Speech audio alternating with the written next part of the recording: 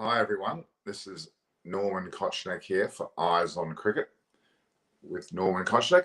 I'm here on a rather shortened version of our show tonight. There are a number of situations happening regarding the future of this program we're going to be doing pre and post, as you know, for the IPL, or the number of guests who will be coming on.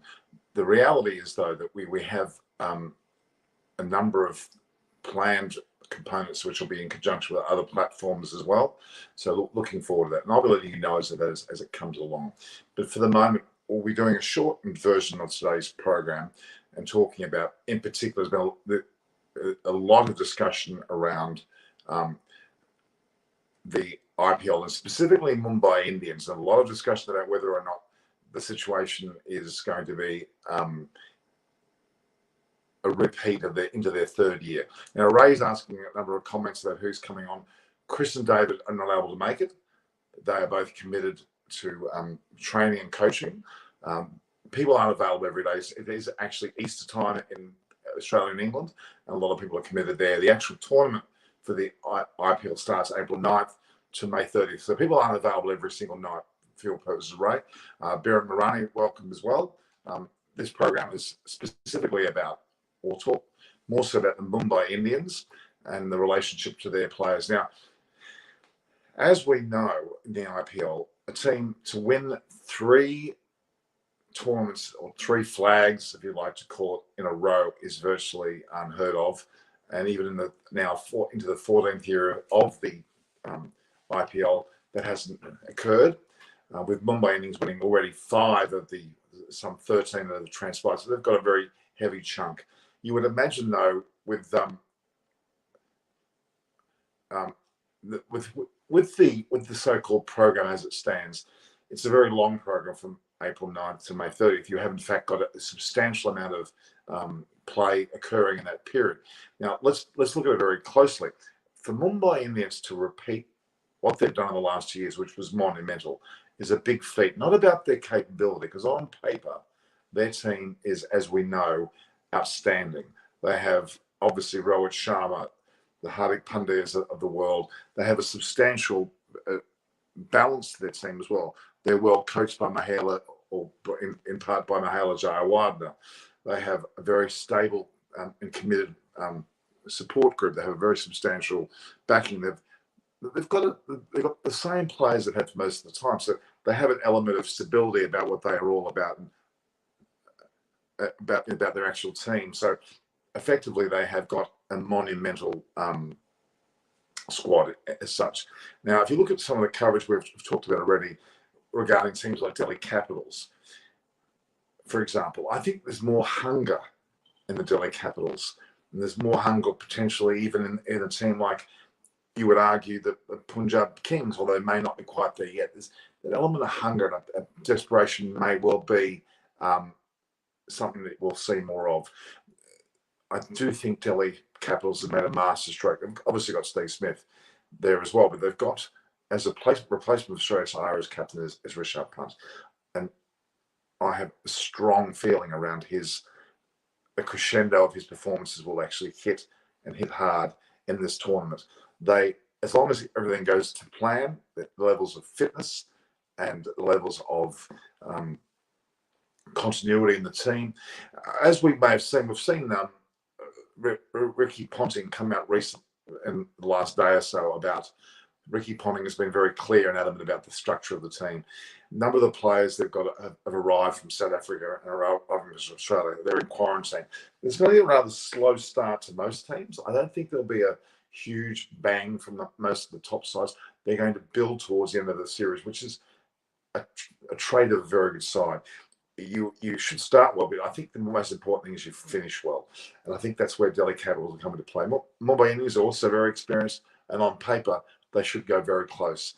But something's telling me deep down that it's just not going to go that perfectly for them, and that people will try that extra bit harder against them. They'll aspire to beat them, aspire to get over the top of them. And that is a significant component to this. Now, I think that's where Mumbai Indians will actually suffer from third-year blues. That doesn't mean they I could be completely wrong. Mumbai Indians have a perfect tournament and they go about winning their matches. Now, that's always possible. Of course, something's telling me it's not going to happen. We'll see it pan out.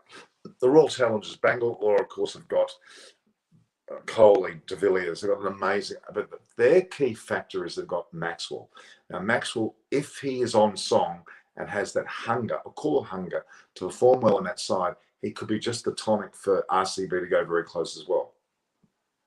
I do see RCB, Mumbai Indians, and Delhi Capitals being the top three, with then potentially KKRs and Kolkata Knight Riders in the fray as well.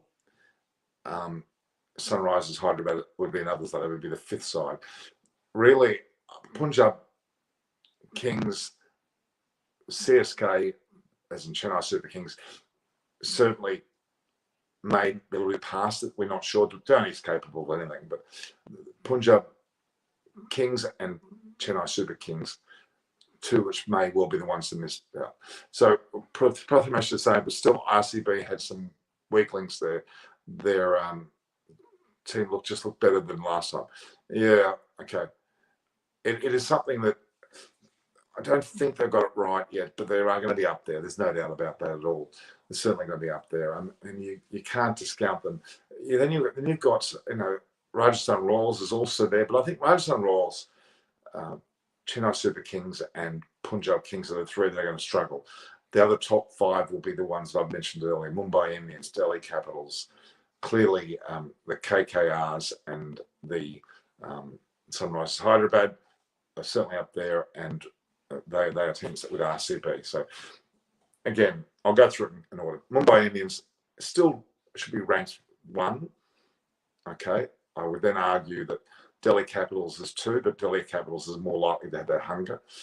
Then RCB, and then I would argue then KKR with SR, as in Sunrise Hyderabad, with their Punjab, Rajasthan, and CSK are probably going to have the most difficulty. And this is on paper. This is an early prediction. This is an early hunch. It all comes down to fitness. And there's a number of South African players that are coming through, like Norgay is coming through with Rabada. They're arriving. What state are they going to be in? We've got currently the likes of a number of the Australian players are in different stages of quarantine. I think Ben Stokes is kind of out. He's been batting with the feather in this.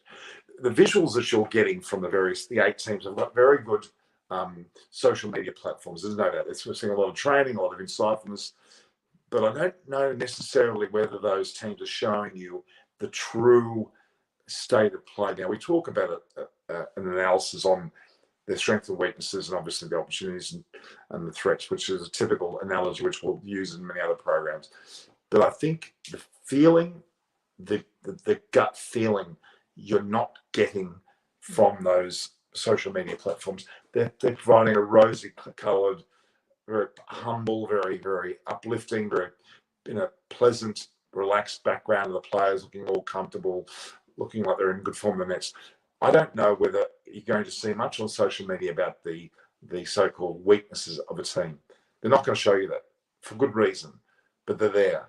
And I think a good analysis involves honing in on those weaknesses. And that's what, a Ricky Ponting from Delhi Capitals, and why he is significant. He will know exactly what to do to get these people up. Mahela Jayawardene has also got that experience with what he's done in the past. I would argue the likes of Simon Kadich certainly had that with KKR. There's something about their ability to judge on the teams. There's also Shahrukh Khan, I think, is another player that's worth watching, but he may be a bit of a lone wolf from his team. It's all about synergy. It's all about hunger, a true hunger to win. Now, they're all getting paid extremely well.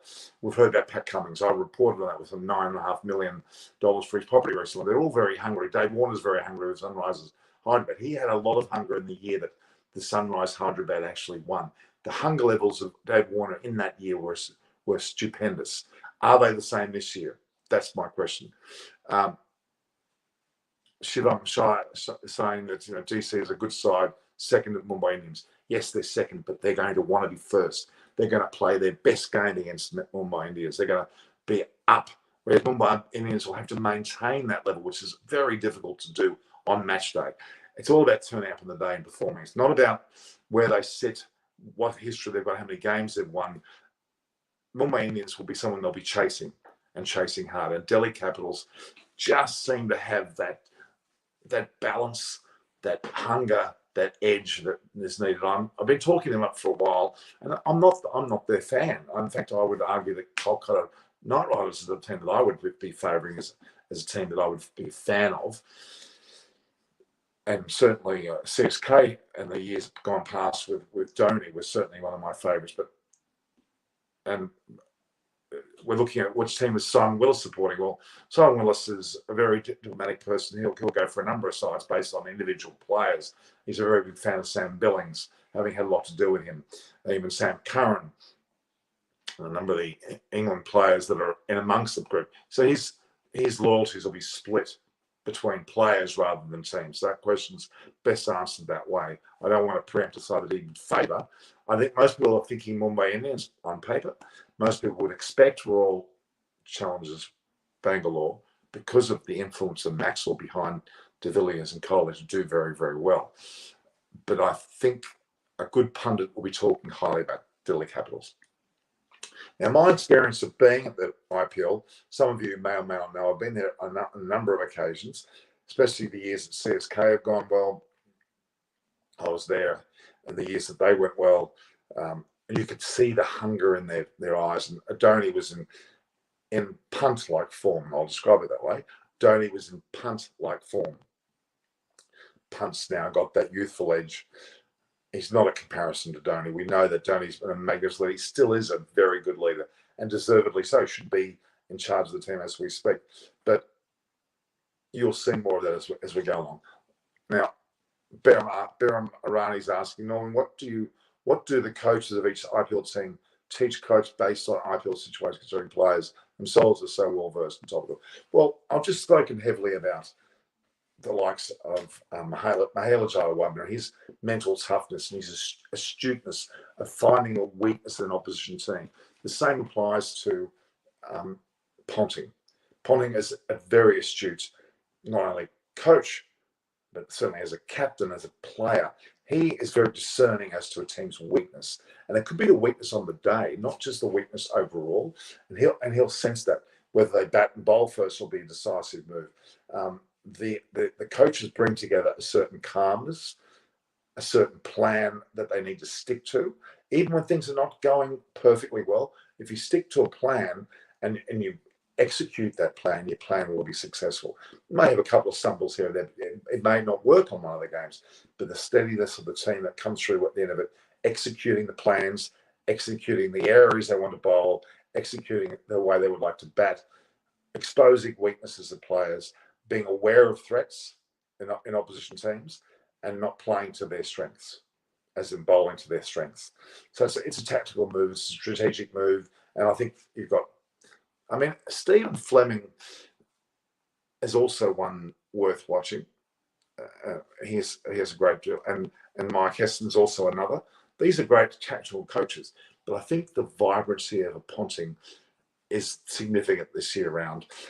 Mahela's got that class and panache about his coaching and his demeanour around players, but that's 2 years in a row they've had that success. But the third year, it's not impossible. I'm not saying it's impossible, but it's unlikely. Not based on paper form. Paper form, you'll have to be judged as a team that will always do well, but I just don't think there's enough depth there. I want to say depth, they have got depth, but mental strength to keep going after 3 years at that same intensity and that same certainty about their play is very, very difficult. Delhi Capitals are on the up. Their inclusion of Steve Smith. Now, Steve Smith has got a fair bit to prove, so that's one reason for him to play well this season. And Rishabh Pant's come off a massive crescendo of his Australian experience, his recent Indian versus England experience. And he wasn't exactly given the clearest path during the ODIs and T20s as much as he would like. I think he really wants to put a stamp on it, and he wants to make his presence felt, not only as captain, but also as a player. And leading into the World Cup, that could be very significant. I don't expect I don't expect to see Rishabh Pant captain his country just yet. But you never know into the future. Even though you've got the Rahanes, Pujaras, and Kohlis, and Rohit Sharmas, especially in the so-called test format. But the ODIs and T20, we might see a bit of an Owen Morgan revolution happening there with India, and that could be Rishabh Pant. Mentioning Owen Morgan's name now, his captaincy is quite significant for KKR. He will actually provide a lot of ability there as well. So you have a very strong array of ability there, I think, from most sides. I think you'll find that, I mean, if you look at the way that extra time go about their positioning, I'll just go through some of the captains from them. Now, clearly, Rishabh Pant with Delhi is number 1 or 2. David Warner would have to be top 4, 5. Rohit Sharma is still number 1, but he's going to find that hard to continue to do so. And the likes of Dhoni, probably more towards the bottom 6, 7, 8, but you never know. Owen Morgan's probably around that 4th, 5th position mark. Samson, now his efforts are going to be intriguing because he's a bit of an unknown quantity in terms of how he'll go in terms of captaincy. Could be the surprise packet. Maybe it's a couple of years off reaching any peak. Delhi Capitals with Pant are closer. Kohli certainly can't be ignored. Top 3, 4. Punjab Kings, well, KL Rahul's a great captain. Potentially could bring on a great result. Jofra Archer's a problem, I think, floating around with the way he's looking at the moment. But in terms of Punjab Kings, just not quite there yet. Not based on KL Rahul, of course, but more on the team selection. So I think that's my summation of that at this point in time. I really, really can't see that changing. But injuries, early bad form could waver that. I'm predicting a Delhi Capitals, Mumbai Indians, or RCB final. That's my top 3. And I don't see that changing. Sunrise, Hyderabad. The hunger's not quite there. It's very, very close, not quite there. And Owen Morgan's KKR, certainly up there. So that's my top 5. I just can't see Dhoni's group doing as well as they should. But they could, but I don't think so. Dhoni, Rahul, and Samson were the 3 captains which will struggle to get what they need out of their team. Not based on their own ability, but based on their conditions. Do I have a fan base for IPL teams in Australia? Like we see the English Premier League across the world, how much has IPL spread throughout Australia? The reality is that Australia, and I'll be doing interviews on the streets of Australia over the next few days and throughout the IPL, there's a lot of interest in Mumbai Indians, a lot of interest in following Rishabh Pant, hence Delhi Capitals. There's still a Dhoni flavour floating around the Chennai Super Kings. The presence of Cummins, Smith, Enriques, well, not Shane Watson anymore, but certainly with Dave Warner, there's a certain element of following there. Absolutely. We do follow the Australian players, but we actually follow the IPL more than just Australian players. Pat Cummins will be an influence, certainly. He'll be a talking point. The fact that we haven't got Hazelwood there, we haven't got Philippe, we haven't got Mitchell Marsh there, and even Hazelwood, I've mentioned Hazelwood, those sort of players are not figuring there. Stark's situation, I'm not 100% sure what's going on there either. There's a fair degree of opting out of the IPL, which you've got to commend it from a family perspective. But I don't think it's... See, that money's one thing, but most of these players are earning quite a bit of money. If they miss out on an IPL or 2, they're not suffering, I can assure you. But it is an intriguing factor about the way they look at things.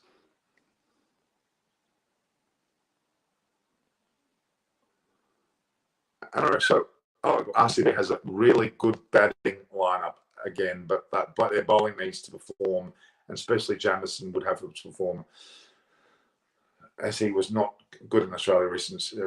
You can't knock him. He's a great player. Jamieson's going to be quite significant to the RCB makeup. It's all about them gelling and becoming a team, not becoming a team of champions, but becoming a champion team. Not a team of champions, but a champions team. They've always had to overcome that. You can't keep throwing just good players into a team expecting it all to just be gelled very well. They're going to need some pretty good control from up to above. Simply a game of chance? Well, yes and no. You can't chance a complete victory. Mumbai Indians are not chancing their victory. They've been very calculated, very well coached, very well mentored. And that's where Delhi Capitals comes into play with of course, Ricky Ponting's, Rishabh Pant. That combination's significant, trust me. According to the X factors for different teams, Punjab, Meredith, Delhi, well, Punjab, Meredith, and even Richardson, very untested.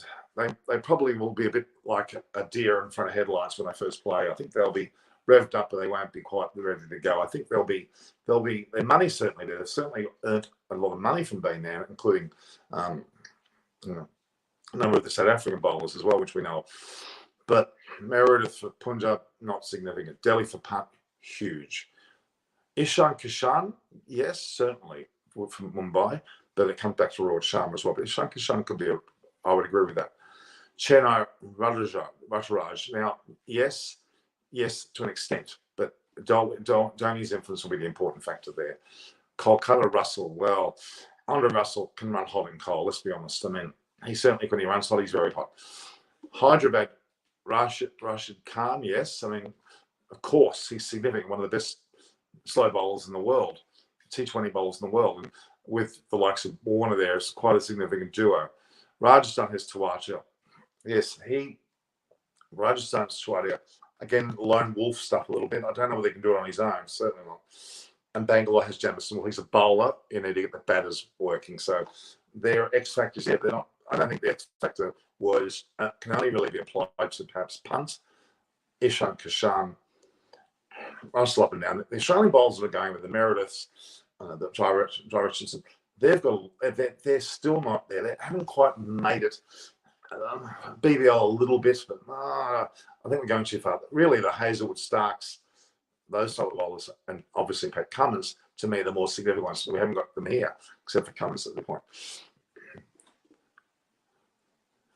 Do I think the mega auction, Biram Arani's asking, do I think the mega auction is good for fans?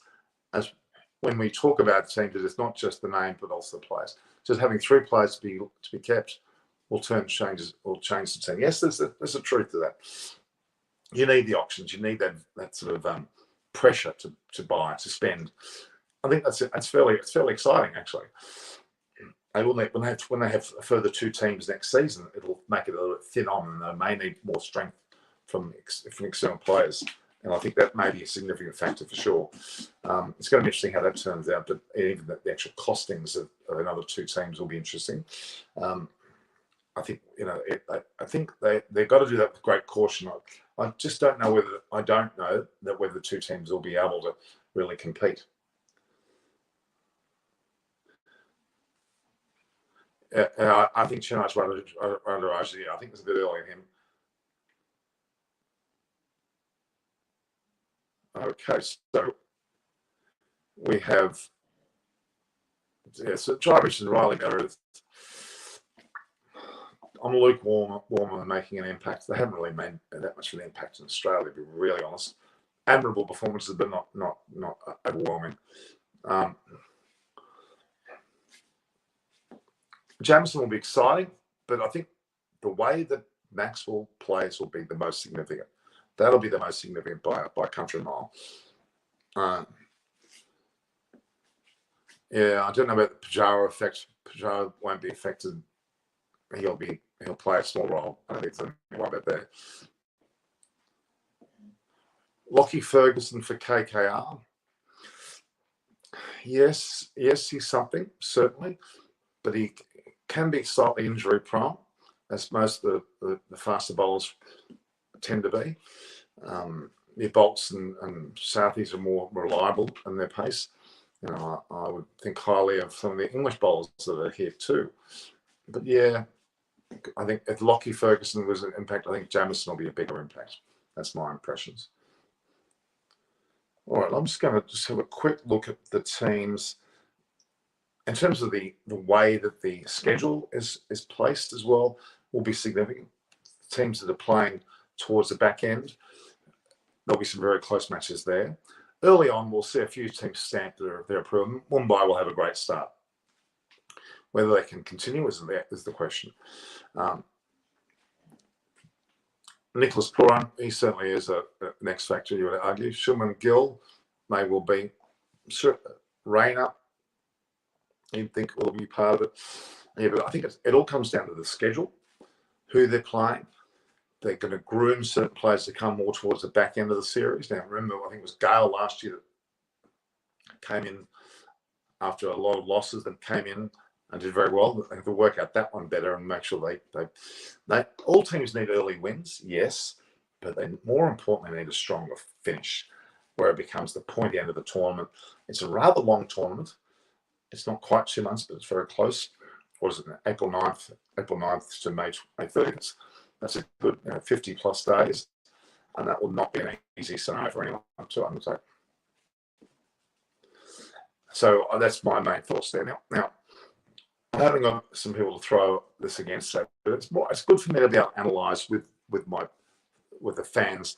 We need to be aware of the X factors, yes. We need to be more aware of the way in which they strategise or they plan and execute on the day, because on the day, your team form can really wane through the series. If you have a series of bad days, you can actually have a waning time. Natarajan will have the purple cap this year. He may well. He's certainly the case. From Molavi says top 4 predictions. I mentioned them already. Farhan. I've said Delhi Capitals, Mumbai Indians, not necessarily in that order. RCB and probably KKR are my top 4, with Sunrisers Hyderabad fitting into a 5th spot. And then really that's it, because I don't think that Punjab Kings, CSK and Rajasthan Royals will be in the top 5. That's my predictions at this point. And I think they're pretty well backed by a lot of theory and the so-called the weaknesses is what coaches will be looking to exploit. Getting their team mindset ready for the day's play. Very, very important in an IPL. More important than any other tournament, if you ask me. Absolutely. Official side already, he's missed the top 5. I've mentioned it already. Shall I repeat it? I'll repeat it one more time. Do players have that envy or jealousy that got paid more than them? I don't think so. They're all getting paid well. Quite frankly, they're all getting paid well. Shakib and Narayan for KKR, yes, I would agree. I haven't talked about Shakib that much or Narayan. They're going to be important for KKR, hence why they're in my top 4 or 5. Let's take a step back again. I'll look at the top 5 or top 4. Mumbai Indians and Delhi Capitals, the standout 2 at this point, with 3 RCB, KKR, and Sunrisers Hyderabad. That'll be the top 5. 4-5 is in that 5. Repeat again, so everyone hears it. Mumbai Indians, Delhi Capitals, RCB, KKR, and Sunrisers Hyderabad. They're the top 5. Rajasthan Royals, Punjab Kings, and CSK will probably bring up the rear in whatever order. And that's not detracting from those teams. They've got some admirable players, but whether they can make the difference is the point. And that synergy. I'm very disturbed by some of the players that are arriving a little bit late, but that tells me their team strategies are based on a better and more importantly, the finish is important. And maybe they're going to keep some players deliberately back on ice, try to win without them, and then bring them in for the big punch at the end. That certainly will be the case, especially on the fast bowlers. I think we'll definitely see that. Okay, so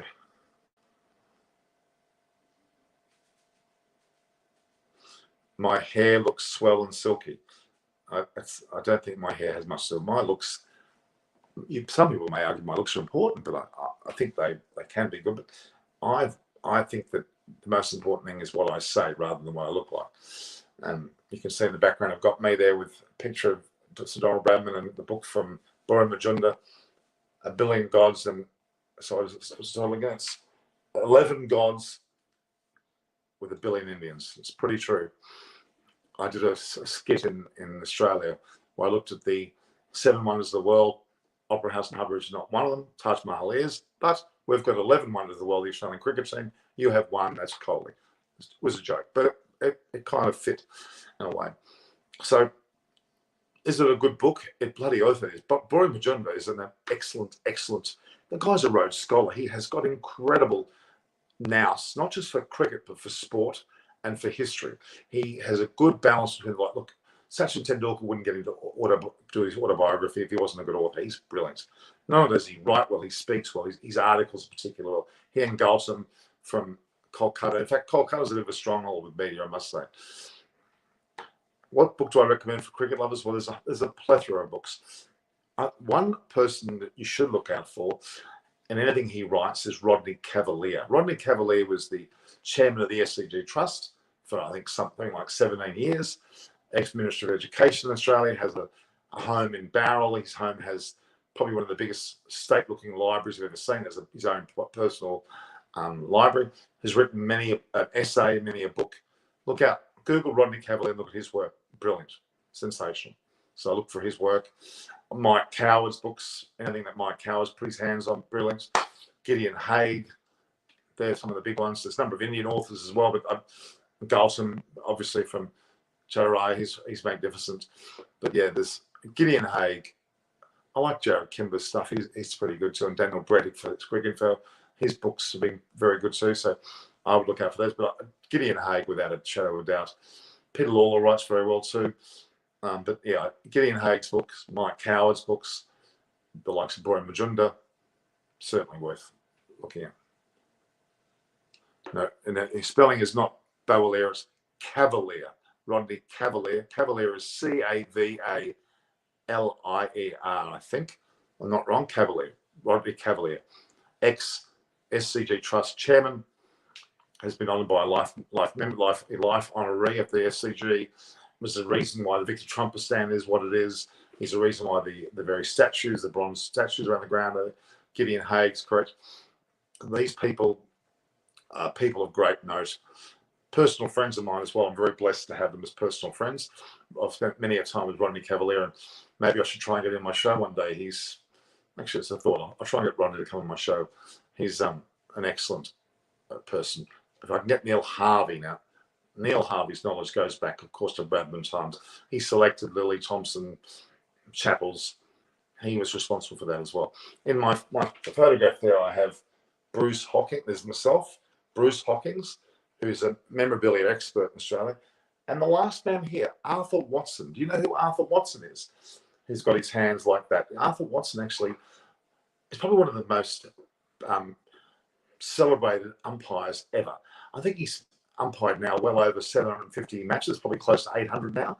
And that includes the World Series back in the days of Kerry Packer in the 70s, back in the days when Roberts, Garner, the whole bunch of them with Lillian Thompson were playing. Arthur Watson there on the end here, Arthur Watson was their umpire. He's still umpiring superbly. Man is not quite an octogenarian. He's getting close to that age, but he's been around for more than 50 years, probably getting close to 60 years of umpiring.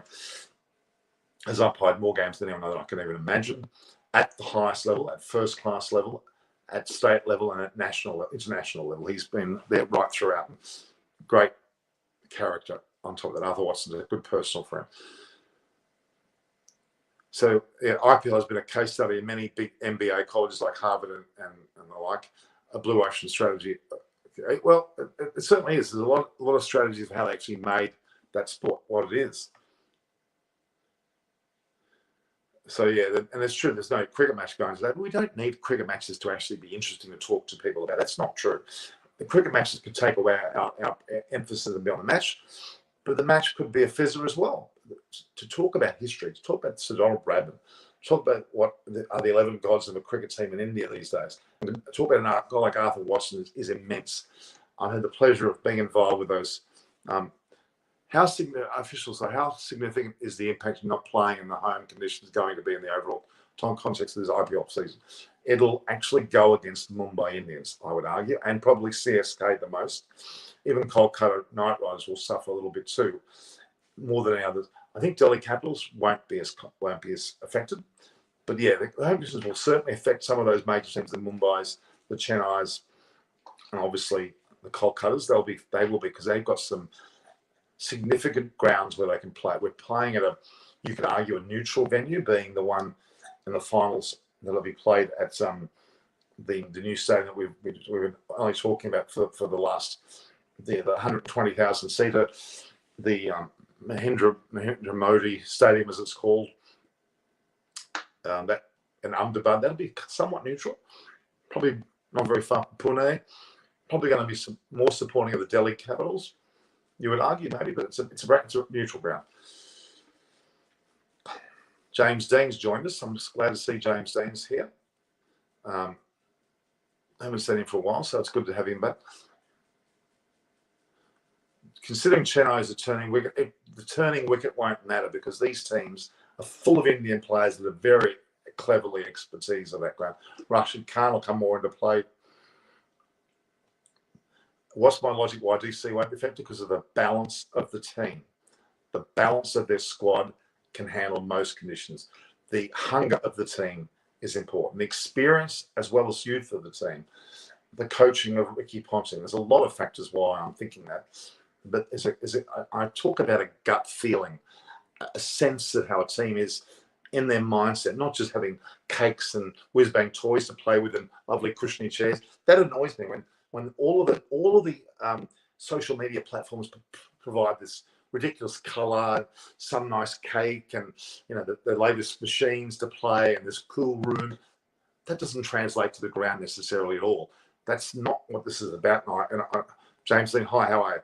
That annoys me that this perception of ambience in their waiting rooms as well, they're playing the field. Crap. It's how they plan for the game, how their coaches get them behind closed doors for the game, how they are up on the day, how they train, how they actually execute the skills, the strategies and plans of that. That's what wins you, not a pretty. In fact, let a Spartan there had water and chips, they would be formulaic as well. I think we spoil them too much, to be honest. I think there's too much spoiling goes on. And there's that image, that's that perception of image that we see. And they're probably being over-interviewed by their club social media platforms. I would argue they're over-interviewed. Whereas in the BCCI, I tend to be very conservative with what they do. And I rather like that. And that's actually held in good stead as a team, as Team India. But this whole hype around the IPL, I understand why. I get that why. And there's all about the presentation of the shirts. They show the man walking into the hotel room as he opens up the box for the shirt and puts it on. It feels nice. Okay, it's a bit of pop and ceremony. That doesn't make a better player at all. Okay, which IPL? James Dean's asking, which IPL team do you think will surprise us the most this year? Well, I'm not perceiving it to be an actual so-called surprise, but Delhi Capitals is the surprise. RCB, because of Maxwell, may create a surprise. Sunrise Hyderabad, yes and no. The hunger to win their first one was where they were significant. Hunger to win the second is more difficult. The hunger for Delhi Capitals win is enormous. So Birani's saying, I hope your channel grows by leaps and bounds, Norman. Very nice content, people and perspective as well. The reality is I can't have 30 guests every time. It's about me having a moment too by myself. I'm a bit selfish. I think I need to engage with my audience. I've got plenty of good people. They're going to be on. I've had them on enormously. Adam Hollyoaks and Monty the other day. David Graveney when he's available, which amazing man. Simon Willis is the coach of coaches. He is so busy. To get him on is not based on him not wanting to be. Simon would be on every single episode if he had the opportunity. Plus, he has a lot of things he's doing. So I'm very thankful. Sirius Punjab, no, I don't think they're quite there yet.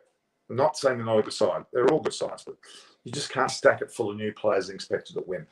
It's always been my bugbear at Royal Challenge Bangalore, but they may have retained well and only picked up Maxwell, who lost his hunger and may have regained his hunger. And I'm talking hunger, will to win, wanting to do the best on the day, where Ben Stokes comes into play. Certainly Rishabh Pant. There's a hunger about them, very much so, as David Warner had previously. Doesn't mean he won't have it now. I can't imagine the likes of Dhoni having that edge that he needs, even though he may be the leader of leaders. Suresh Raina come back in, yeah. Harbhajan Singh's floating around. They're all previously hunger-filled players, and I believe you need that hunger, deep down hunger to actually do well. All right, guys, I'm going to have to. We're going to look at a time slot here. We're going to have to look at the way that this ending. This was more of a day about the Delhi Capitals, yes, but again, I'll go through it for the last time. Mumbai Indians are still number one, but on paper, with Delhi Capitals. Then you've got the combination of Royal Challengers Bangalore, KKR, and Sunrisers Hyderabad. They're your top five. Punjab Kings, Chennai Super Kings, and Rajasthan Royals will be in that mix for the lower positions. They may surprise on occasions, but I think they won't sustain it. The hunger and the ability is not balanced in the team. Except for IPL and BBL, is there any other competition that I follow? Well, CPL, I certainly do. The PSL, absolutely. And obviously, well, they've got the 100, which is coming up in England. I'm curious to that format. I'm not a huge fan of that. It's a wait and see. They didn't get the chance to play it last season because of COVID. They're coming in August with it this year. 5 ball overs, 20 overs from one end, and then another end smacks awfully like park cricket. I'm sorry, I'm not a huge fan of it, but look, we'll wait and see. It brings together America. America is the second biggest market in the world behind India. Some 70% India, up to 15% are American, and the rest, surprisingly so. So that will be significant. What Indian fast bowler are you looking forward to watching this year? Well, I can't go past. I mean, a bowler like Siraj, you'd have to think they're still up there. There's a whole, I mean, Shardul Thakur, absolutely. I think a lot of him too. What did Monty say at the 100? Okay, I do like Indian, but I like Indian masala. I like Dawson's. Can't you see? I love them. Love them. Spicy the better. Okay, the 100. The 100. I asked Monty Panasay yesterday about the 100. And what will it be? Will it be a hit? Will it be detrimental? The reality is he has to be very careful what he says, because obviously he's English and he may well be a part of the whole thing. It's experimental. There's no doubt. It's experimental. It is not something that would be recommended by most cricket pundits. 5 ball overs, you compromise the number of balls. 20 overs still. Well, why not have 6? From one end to save time. It's really saving time, making it faster, shorter, quicker, more palatable to the eye. And that's what it's about. Well, then maybe there's merit, but it's only really going to show its worth to new audiences. I had a discussion with the person who's in charge of the 100. I've forgotten his name offhand, but we were in England 2 years ago, and he prepped us on what was about to happen and the way it was going about. A very interesting conversation. They wanted to engage new people that wanted shorter, quicker, faster games, more women, more of the youth that may not necessarily enjoy the longer formats of the game. So it is targeting newer, growing audiences. Certainly women are that. Hence, there's a pretty strong 100 for women as well. But I don't think it's still not. It's experimental. It was meant to happen last year, didn't, which was a very unfortunate start. It's happening this year, fairly late in August. We'll see how it goes. We'll talk more later. But my thoughts are out at this point. So, officials, I was asking about 2 players. I don't think either of them will favour. Well, it's really a matter of seeing how they play. But Shivam Mavi, I think there's more of an opportunity with him. Will it be 2 split innings for a team in 100? I don't think it's split, but it's from one end. So 10 overs from one end, 10 overs from the other. So there is a time saving. I don't think it's split. No. All right, guys. We're going to have to call it quits there. So it's Norman Kochnick here on Eyes on Cricket with Norman Kochnick. Please do tune in regularly. The subscriptions are there, but I need to get more because I need to grow so I can attract those that will help the channel grow more. We need your help. You're some very loyal fans, official side, Bera Marani, but it's your job to now be my spokesperson out there in WhatsApp land or in other communication land to get them across the line. Yes, and the 3 more days before the Open, well, yes, it's the 9th, so it is 3 more days. Okay, so good night, guys. We'll talk to each other tomorrow and the ensuing days.